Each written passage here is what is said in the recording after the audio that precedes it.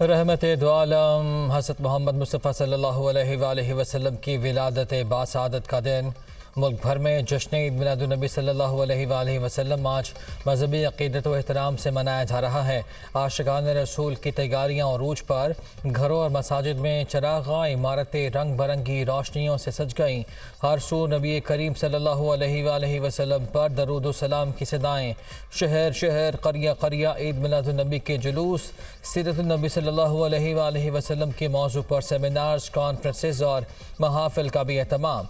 दिन के आगाज़ पर वफाकी दारुल हुकूमत में 31, सूबाई दारुल हुकूमतों में 21 तोपों की सलामी दी गई। अमरीकी कांग्रेस में पाकिस्तान की इमदाद पर पाबंदी की कोशिश नाकाम। ईवान में करारदाद के हक़ में 132, मुखालिफत में 298 वोट पड़े। पाकिस्तान की इमदाद पर पाबंदी की तजवीज़ रिपब्लिकन कांग्रेसमैन एंडी ओगल्स ने पेश की थी।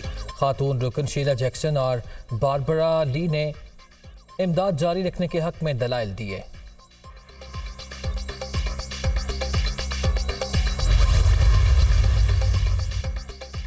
पाकिस्तान में आज़ादाना मुनसिफाना इंतखाबात की हिमायत करते हैं। कई बार कह चुके किसी रिजीम चेंज को सपोर्ट नहीं करते। पाकिस्तान को अमरीका के काबिल कदर पार्टनर के तौर पर देखते हैं। मुतादिद इशूज़ पर मिलकर काम कर रहे हैं। तर्जुमान अमरीकी महकमा खारिजा मैथ्यू मिलर की प्रेस कॉन्फ्रेंस, खालिस्तान से मुतालिक सवाल का जवाब देने से गुरेज। IMF का एनर्जी सेक्टर में रिफॉर्म्स और इस्तेदाद कार में बेहतरी लाने का मुतालबा। तवानाई के शोबे में इस्लाहात से मुस्तहकम ग्रोथ हासिल की जा सकती है। पाकिस्तान में अमीर तबके पर ज़्यादा टैक्स आयद किया जाना चाहिए। पाकिस्तान में टैक्स टू GDP का तनासब इंतहाई कम है। पाकिस्तान को ऐसी मॉनिटरी पॉलिसी की ज़रूरत है जिससे महंगाई में कमी हो। Director communication IMF। फैज़ाबाद धरना नज़रसानी केस की समाअत 1 नवंबर तक मुलतवी। सुप्रीम कोर्ट ने नज़रसानी दरखास्तें वापस लेने की इस्तदा मंजूर न की। फरीक़ैन के वकला से 27 अक्टूबर तक तहरीरी जवाब तलब। चीफ जस्टिस ने फैज़ाबाद धरना केस के फैसले पर अमल दरामद के हवाले से सवालात उठा दिए। सब ने तस्लीम कर लिया फैसला ठीक है। सब नज़रसानी दरखास्तें वापस भी हो जाएँ तो हमारे फैसले का क्या होगा? क्या 2019 के फैसले पर अमल दरामद हो चुका? क्या अगली अफरा तफरी तक ऐसे ही रहने देना चाहते हैं? अटॉर्नी जनरल कह रहे हैं हुक्म आया था, हमने नज़रसानी हिदायत कर दी। लिखें किसने हुक्म दिया था? इलेक्शन कमीशन भी लिखे। अगर कहना चाहते हैं कि मिट्टी पाओ नज़रअंदाज करो तो वो भी लिखें। पाकिस्तान में यही चलता है कि हुक्म ऊपर से आया है। माफ़ करना या ना करना इख्तियार तो है, मगर पहले माफ़ी मांगे तो सही। सब सच बोलने से इतना क्यों डर रहे हैं? अटॉर्नी जनरल साहब, क्यों ना आप समेत सब पर जुर्माना किया जाए? अदालती वक्त ज़ाया किया गया, मुल्क को भी परेशान किया रखा। पहले कहा गया फैसला गलतियों से भरा पड़ा है, अब क्या गलतियां ख़त्म हो गईं? चीफ जस्टिस काजी फायजी से के रिमार्क्स। फैज़ाबाद धरना लैंडमार्क फैसला है। क्या सारे इदारों ने यह तय कर लिया है कि जो फैसले में लिखा गया वो ठीक है? Justice Athar Minallah. Attorney general और दीगर फरीक़ैन ने कहा फैसले पर अमल दरामद को रिकॉर्ड पर लाएंगे। कुछ फरीक़ैन ने कहा उन्हें सुना नहीं गया। ऐसे बयानात सरप्राइजिंग थे क्योंकि समाअत ओपन कोर्ट में थी। सुप्रीम कोर्ट का हुक्मनामा।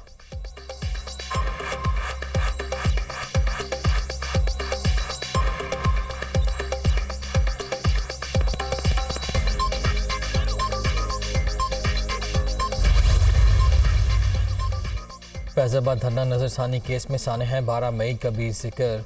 12 मई को 55 लोग मारे गए, उनका हिसाब कौन देगा? खून हुआ। आप कह रहे हैं मिट्टी पाओ, बताएं ना क्यों मिट्टी डालें? 12 मई को पाकिस्तानी सियासत में नई चीज़ कंटेनर्स मुतारिफ हुई। हमने 12 मई जैसे वाक़यात से सबक नहीं सीखा? क्या नए वाक़यात का इंतज़ार करें? चीफ जस्टिस का इस्तफ़सार। MQM आज यहाँ हमारे सामने आई ही नहीं। MQM के एक वज़ीर थे, आज उनकी तरफ से कोई नहीं आया।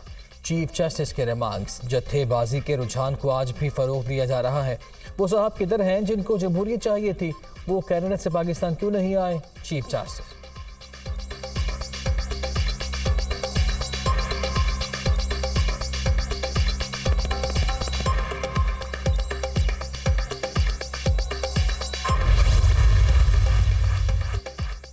अटॉर्नी जनरल, इलेक्शन कमीशन और PTI की नज़रसानी दरखास्तें वापस लेने की इस्तदा तीसरी मरतबा शरई उसूल के तहत पूछ रहा हूँ, क्या आप वाकई नजरसानी दरखास्त वापस लेना चाहते हैं।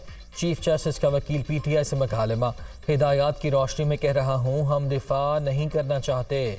बैरिस्टर अली जफर का जवाब, आपने धरने की हिमायत नहीं की, कोई बयान हल्फी दे दें कि आपका मौक़िफ़ दुरुस्त है।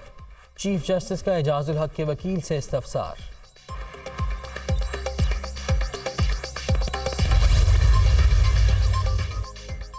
पूरे पाकिस्तान को मुंजमद कर दिया गया। बड़ी दिलचस्प बात है, जिन्हें नजरसानी दायर करनी चाहिए थी उन्होंने नहीं की। तहरीक लब्बैक ने फैसला तस्लीम किया। मरहूम खादिम रिजवी की इस बात पर तारीफ बनती है। इलेक्शन कमीशन का नजरसानी दायर करने पर माफ़ी नामा किधर है? चीफ जस्टिस ने DG लॉ इलेक्शन कमीशन को टोक दिया, आपको अपने वकील पर एतबार नहीं जो बोल रहे हैं।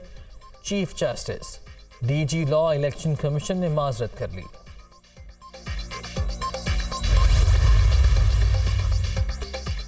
चीफ जस्टिस काजी फाइज ईसा की ज़ेर सदारत सरकारी लीगल अफसरान का इजलास, attorney general, advocate generals, prosecutor generals की शिरकत। लॉ अफसरान की सुप्रीम कोर्ट के काम में बेहतरी के लिए तजावीज़ पेश। लॉ अफसरान ने बहाना कॉज लिस्ट के इजरा को सराहा, इस अमल को जारी रखने की दरख्वास्त की। इजलास का एलामिया। प्रैक्टिस एंड प्रोसीजर एक्ट, वफाकी हुकूमत ने फुल कोर्ट के 5 सवालात के जवाब दे दिए। 8 रुकनी बेंच की जानिब से कानून का मुअत्तल करना गैर आइनी था। साबिक चीफ जस्टिस ने कानून को मुअत्तल करके बेंच तश्कील दे के फैसले दिए। मफरूज़े की बुनियाद पर कानून का कलअदम करार नहीं दिया जा सकता। लामुतनाही सवाबदीदी इख्तियार से निज़ाम तबाह होता है। पार्लियामेंट को कानून साजी का इख्तियार है। पार्लियामेंट कानून साजी से अदालती फैसलों का असर ख़त्म कर सकती है। प्रैक्टिस कानून से अदलिया की आज़ादी को मज़ीद यकीनी बनाया गया है। वफाकी हुकूमत का जवाब। आर्मी चीफ का दौरा लाहौर, सूबाई एपेक्स कमेटी के इजलास में शिरकत की। सूबे की मजमूई सिक्योरिटी सूरत हाल, स्मगलिंग, ज़ख़ीरा अंदोज़ी के खिलाफ क्रैक डाउन से मुतालिक ब्रीफिंग दी गई। गैर कानूनी मुकीम गैर मुल्की शहरियों की वतन वापसी का भी जायज़ा। रियासती इदारे, सरकारी महकमे और आवाम सूबे की तरक्की और खुशहाली के लिए मुतहद हैं। गैर कानूनी माशी सरगर्मियों के खिलाफ सिक्योरिटी इदारे पूरी क़ुव्वत से कार्रवाइयाँ जारी रखें, इससे माशी नुकसानात से निजात मिल सकेगी। आर्मी चीफ की गुफ्तगू।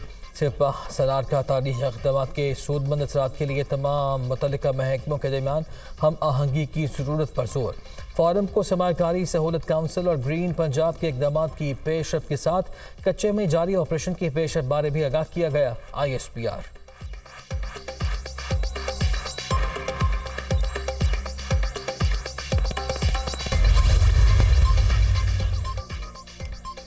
सुप्रीम कोर्ट के अहकामात के बाद नैब रेफरेंसेस में मुलजमान की तलबी शुरू। एहतसाब अदालत लाहौर ने स्पीकर पंजाब असम्बली सिप्तान खान समेत 8 मुलजमान को तलब कर लिया। PTA रहनुमा को चिरियोट माइंस रेफरेंस में तलब किया गया है।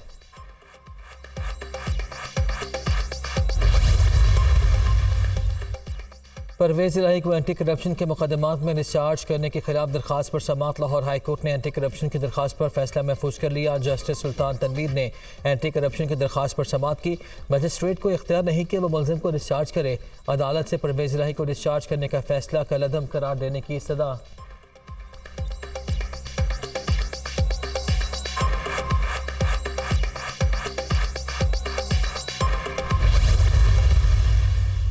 बका का एक ही रास्ता है, इसके अलावा कोई और ऑप्शन नहीं है कि उसी जमात को और उसी लीडर को जिसने कम अज़ कम 2 मरतबा पहले भी इस मुल्क को जो है वो बहरान से निकाला है, उसे दोबारा जो है वो मौका दिया जाए।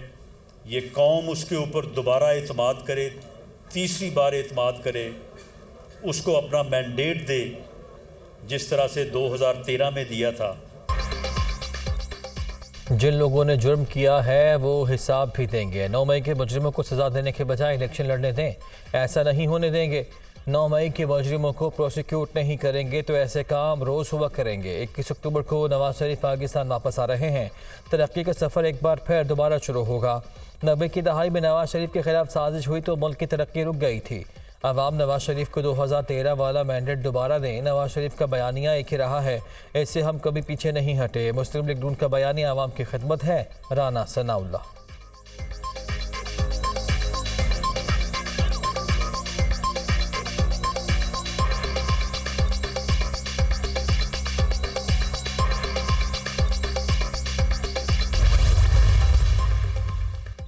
हल्का बंदियों पर हमारे साथ ज्यादती हुई है, हमारे लोगों की सीट कम की गई है। हमारा एक ही मुतालबा है, हमें तारीख दी जाए कि इलेक्शन कब होगा। चेयरमैन PTI ने हर तरीके से मुल्क को नुकसान पहुंचाया, उन्हें अपने सारे गुनाहों की सज़ा काटना होगी। आवाम रिलीफ मांग रहे हैं, उन्हें रिलीफ देना होगा। मुल्क में लॉन्ग टर्म पॉलिसी बनाई जाए, जो भी हुकूमत आए उस पर अमल करे। तमाम स्टेक होल्डर्स को साथ बिठाना होगा। शर्जील इनाम एमन की मीडिया टॉक।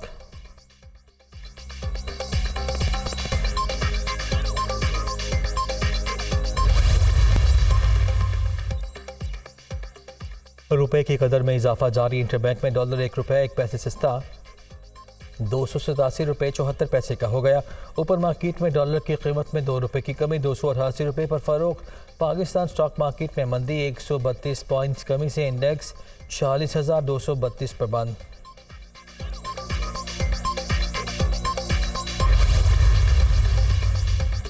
महंगे ईंधन और रुपए की बेकदरी के असरात, सस्ते पावर प्लांट्स की बिजली भी महंगी होने का इम्कान। सेंट्रल पावर कंपनी गुद्दू ने बिजली की पैदावारी कीमत की दरख्वास्त नेपरा में जमा करा दी।